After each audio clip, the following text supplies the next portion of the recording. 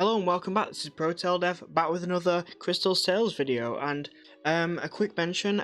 This video was actually supposed to go up a lot earlier. Basically, I've missed out a week, and it wasn't supposed to. The reason is because I basically recorded the video, rendered it, edit it, render it, and unfortunately the footage was corrupted. For some reason, it just wouldn't render properly. Every time it got to the end of the render, the footage was either black or the audio was cutting out all over the place. Basically, it was corrupted, so I have to, and now I'm just re-recording it, which obviously meant that I'm way behind schedule in terms of footage. Anyway, moving on to crystal sales day 4. So I've covered a lot of things. The first thing you'll notice is actually the shader. So if I'm just going to go into scene right here, you can see the shader that I've got right here on the water. This took forever to work on. I wanted to try and make it as realistic as possible. However, I was working on waves, but the waves didn't work out as well as I hoped. It kind of looked a little bit silly. And so these big choppy waves that I was creating, it was just too much work and I was running out of time. I wanted to work on more stuff. So I basically worked on a shader just for the water, but it's mostly just depth. The wave detail, the foam, which is these slight white spots, and a slight reflection for the light and things like that. So it actually looks pretty decent. The reflection aspect was actually more or less done because I already had a reflection probe set up. Then we also have the foam and stuff like that. I put it on the old water prefab that we had previously, so I just replaced the material with this material, and then we have a bunch of settings, custom settings that I've made before. Now, I've shown off shaders in previous game jams, so I'm not going to go into it. I've also made water shaders before in videos, so I'm not going to show it off, but this took forever to work on because this is probably the best water I've made in quite a long time. The other thing is that it is animated slightly, so that it is going up and down. You can see I've got an animation right here, and it's very subtle when I play it. It's very subtle, but it adds that little bit of extra when you're on the island itself. You can see the water going up and down. The next thing I worked on was the ship and getting the driving working for all 3 ships, which is now working. You can basically board any one of either the sloop, the brigantine, or the galleon and drive them, and you'll be able to shoot from them, which I'll show the shooting in a minute. Also, another thing was that there was a bug with the sloop previously where I basically was struggling to replicate. For some reason, more or less, maybe 5% of the time, maybe less, after I get off the wheel of the ship on the sloop, what would happen is that I would get thrown off the boat. It would be slightly off when I'm unparenting from it as a child. It would be slightly off, even though most of the time it wouldn't. It would be completely fine. I thought it was a collision issue, and so I kept trying it, and it just didn't work. So I changed some of the coding, and basically I'm pretty sure it's fixed. I haven't been able to replicate the same issue with the new code. So I think I fixed the issue, but I'm not 100% sure because, again, I had trouble replicating it in the first place. The other thing is that I want to quickly point out all the collisions are also done on this ship. So we also have a trigger around the whole ship, which will tie into the enemies later. But we also have the colliders for all of our ballistas, as well as the floor, the ground, so you can jump, and of course the trigger for being able to control the ship. So that's done on all 3 ships now. So they probably, in terms of the ships, is only really working on the weapons that I'm going to do and the sinking mechanic, which isn't finished, but the functionality is partially there. Next thing I'm going to show is this right here. So in the world there'll be these random events that will trigger at a certain time, and basically they'll determine what kind of threat you'll have while you're traveling. They'll only occur when you're driving, so you don't have to worry about it when you're on an island. But basically what it is it's just to keep you on your toes when you're traveling and exploring. So as you can see here, we got an event which is shark attack. It does have an animation which comes with the notification, if I can just find it. So as you can see on the event sign right here, it's basically an event notification. What will happen is it'll be idle like this, so it won't have anything, and then when it's activated you'll see that it comes up right here. It'll stay on for a few seconds and then it'll fade off. and that'll let you know if an event has started. So far we've got a couple of them. If I quickly check right in here, and I believe it's on our game manager. So on our game manager, we've got Shark Attack, Whale Charge, Lost Fog, Deep Emergence, and Underwater Eruption. So each one of these events at the moment is just set up via the trigger, and it's just the text that changes. So there's no actual functionality for it yet, but I'll quickly explain what they do. So Shark Attack, a bunch of little enemies that'll try and swarm the boat to try and sink it quickly. Next we have the Whale Charge, which is one individual enemy, a large whale that's going to try and charge at the ship and do a ton of damage. The next is the Lost Fog, which is going to be a pain to navigate with, so that has its own difficulty. It's going to add a little bit of challenge to that navigation. Then we have Deep Emergence. So Deep Emergence, although I'm debating whether to keep it, is basically going to be a massive stationary enemy of some kind. One individual stationary enemy that's perhaps going to have to... Basically, the ship's going to have to prioritize attacking it because it's going to have a ranged attack, and if you don't get rid of it, then you're just going to have that attack continuously. But also with the emergence, they can spawn anywhere on the map, and they'll still be able to try and attack you. And the whale and the shark have a limited range, so you can stay out of the way of them. So they have a detection range, but the emergence, the monster that's going to be attacking you, doesn't have a range. It'll just keep attacking. So it's something you've either got to choose to prioritize or just trying your best to avoid the attacks. But there will be rarity of these types of attacks. So Shark Attack is probably going to be the most common, along with the Fog, and then Whale Charge and Underwater Eruption, and then of course we're going to have Deep Emergence as the rarest. Speaking of water eruption, it's basically like a volcanic eruption underwater. You'll see a huge amount of maybe water just shoot up, and if you go into it, you'll take damage. This is another one that's a stationary, but there's going to be multiple of them, so you're going to have to dodge around them. And of course that's where the sloop will come in as best, while the galleon can just get skirt through it, but will take quite a lot of damage. So each ship will have their own advantages to all of these. So that's the events and what to expect from them. Another quick mention is that I have worked on a lot of different code, and we do have these smaller scripts as well, so like Destroy Time, we've got another one which is Destroy Trigger, and we got another one which is Impact Collision, just to destroy the whale and different enemies with the ballistic shots, the ammo. We've made some edits with the ship controls, very slight edits, as well as we do have a new script which is Move to Attack on our whale. This will also be on the sharks, but the other enemies that we're going to have, like the monster and stuff, will have their own unique script. This is just to control the behavior and coding of these animals, and this is specifically for the distance, so if they're not close enough to it, their speed will just be set to 0 and they won't update their look.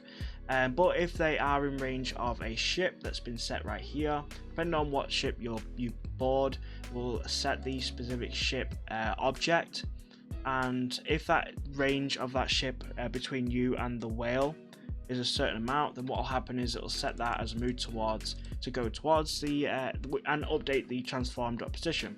Of course, we have our ballistic behavior right here, which is just shooting out 3 different ammo, just to cover all range in a straight line. And we've also got it stops the firing after a certain amount, and updates it, so you can't just continuously fire. You do have to wait until, I believe it's 3 seconds, and then you can fire again at the moment. And it's just middle mouse click at the moment to fire. Projectile move is also another thing that's being used on the actual ammo itself. This actually carries the ammo and controls the movement just at the very start, and then when it hits something, it gets destroyed. Like if it hits the water, it destroys itself. And the play movement has also been finished with all of the different ship controls. So from here, for Drive 1, Drive 2 and Drive 3, they all have their unique camera shifts and their own unique controls, updating the script, the specific ship controls script that they're assigned to, depending on what ship they're on. Right, that's enough scripts for now. What we're going to do is we're actually going to show the game, so let's actually go in. So now that we're in, what we're going to do is pretend, let's just say that we've managed to craft the galleon, for example, or in fact let's start off with the sloop and then we'll work our way through the other ships. So let's say that we've unlocked the our sloop. Now if I just press 1, I've set it to 1, 2 and 3 just to be able to organize the driving. What we're going to do is at the bottom right you can actually see we now have our current sink level and our max sink level, and what that's going to do is tell you how much life the ship actually has. However, the ship is gradually going to sink down, and the danger is that if it gets too low, eventually you'll just respawn back at the docks and the ship will sink permanently. That's the danger. So let's actually move off right here, and you can see now then what I'm doing is I'm just sailing ahead straight ahead in one direction. You can see that our turning on our sloop is actually pretty quick, but we are moving relatively slowly. So I've updated the ship's controls a little bit and played around with them. Now if we actually press middle mouse click, you'll see that we can fire. So there we go, we just fired from our ballistas and those are our shots. You can see that it's actually a diagonal. Each ship is going to have their own angle, so it's whatever the player prefers. This one obviously I'm actually going to change so that it's actually shooting us straight ahead instead of sides, because the brigantine and especially the galleon already do that. So and it's also a little bit annoying when you're first starting off and you're getting used to the ship. I want this to be the very first ship you get anyway, so it would be better if it was just one shot forward. And as you can see, when we turn around, I'll do it again. When we shoot, the second it hits the water, it creates these circles, and that's just an indicator of the splash zone. If any enemies walk into that, they'll actually take damage or potentially just get destroyed at the moment. Now if I just quickly put the anchor down right here and then I get out, you'll see that we did spawn on the ship. I've tried this a few times again to try and get that glitch to occur. It definitely, I'm pretty sure it is now fixed. And basically what we can do is we can actually explore the ship or get off onto any other island. We have our ballistas right here and you can see the angle on the circle. You can see these spheres, they're just the targets. Those won't be viewable when the game is finished, they'll be turned off. They're just there for me. And what we can actually do is we can actually just get back on. Now the camera is slightly angled, the whole point is that I'm working on a camera that can actually just spin around the ship so you can look around. Oh, we're about to starve to death. Let's just dive straight into here. So the next ship that I'm currently on is the brigantine, and you can see some ballistas on the very back of the ship, and there's actually ballistics on the front. So if I just quickly get out right here, you can see that we've got 2 ballistics on the front and 2 on the back. And what we can actually do is we can, if we just get in here, you can see what it looks like on the side. When we shoot, it goes into sort of like an X, and that's kind of its thing, is that it covers all angular sides. The galleon is going to cover only both each side on the left and right, but it's going to be much more of a straighter angle, and the sloop is directly forward. So the last one that we're going to board is the galleon, and it has the most ballistas. It has the most ballistas of any ship, and it also has the most firepower. With those ballistas, it has it's the fastest ship, but it has the slowest turn rate. And it's also kind of obscured by the huge sail. So what we're going to do is, with the galleon, it's actually, you're going to probably, in order to see directly forward, you're going to have to actually get off the wheel. And it's kind of the same a little bit with the brigantine, but the galleon is just so huge that you're going to have to do that. And don't really want to mess around the camera angle by flipping it upwards to be able to see over it, because I think it would ruin the being able to see in the distance. And I think you'd need that with the galleon especially. So let's just set off right here. And immediately, oh, we're stuck. Immediately you can see the turning is quite slow. Now the object in front of us is actually the whale, which is our temporary enemy.